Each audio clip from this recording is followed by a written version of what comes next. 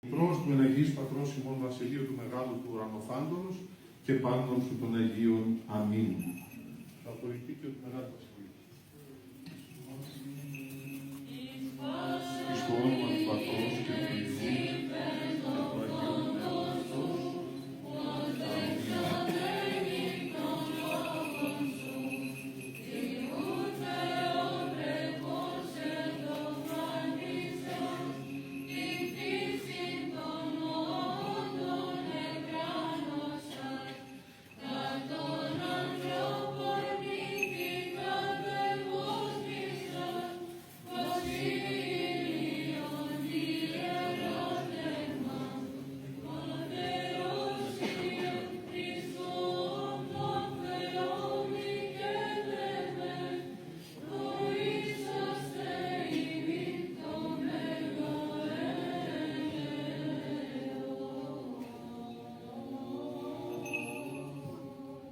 Το πρώτο κομμάτι του Χριστού, μαζί με την Παναγία και τον Μέγα Βασίλειο.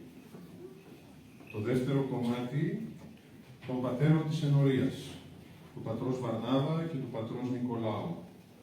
Το τρίτο κομμάτι, των μελών του Εκκλησιαστικού Συμβουλίου.